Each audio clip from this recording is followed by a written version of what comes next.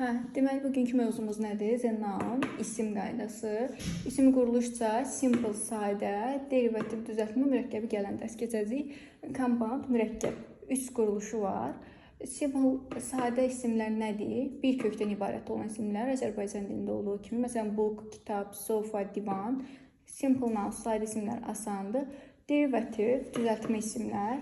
Düzəltmə isimlər 2 cür düzəlir. Kök üstəgəl şəkilçi, yəni son şəkilçi, sufikslər. Şəkilçi üstəgəl kök, yəni ön şəkilçi, prefikslər.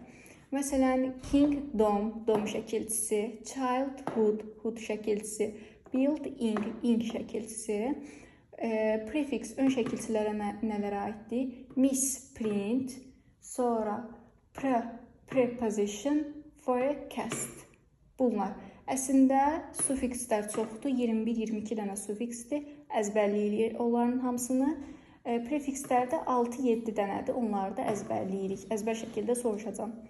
Daha sonra bizim isim düzəldən şəkilçimiz var, bir dənə ment. Məsələn, development deyirik, inkişaf, develop, inkişaf etmək, development, inkişaf. Amma mentlə bitən istisna 3 dənə sözümüz var ki, bunlar simple nounsdur, sadə isimlərdir. Monument. Görürük, sözümüzün kökü mono. Mono deyə bir söz yoxdur. Ona görə monument özü hamısı birlikdə sadə isimdir. Sonra document. Docu deyə bir sözümüz yoxdur, bir kökümüz yoxdur. Ona görə document hamısı bir yerdə simple nouns, sadə isimlərdir. Yəni buradakı mentlər qətiyyən şəkilçi deyil, sözün öz köküdür. Və instrument, bu da alət deməkdir. Yenə instru deyə bir sözümüz yoxdur. Ment də burada şəkilçi yox, sözün öz kökünə aiddir. Daha sonra ship. Ship bir burada şəkilçi mənası var. Məsələn, leadership, liderlik mənasında. Bir də shipin gəmi mənası var. Ship gəmi mənasında nəyə çevrilir?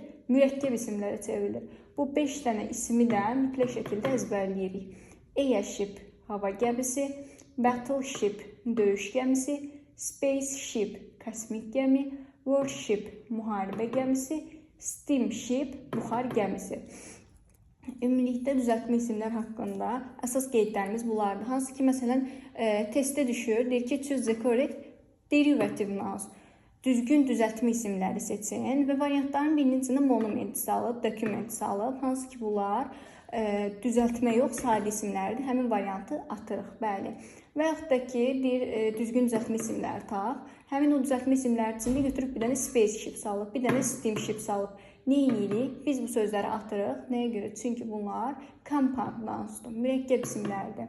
Bir də bəzən ola bilər ki, test toplusunun içində arada qarşımıza çıxır.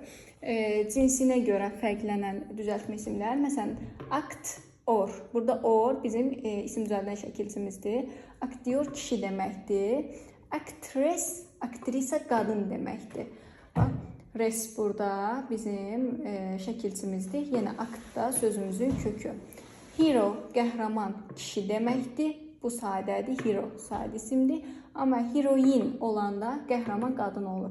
Oğlanlar çox deyir ki, bu heroin, kokain, nə buna aiddir. Qətiyyən heroin qəhrəman qadın deməkdir. Daha sonra ən çox düşən waiter, ofisiant oğlan. Əgər sözümüzün kökündə, wait sözünün kökündə er varsa, bu ofisiant oğlan mənasında gəlir.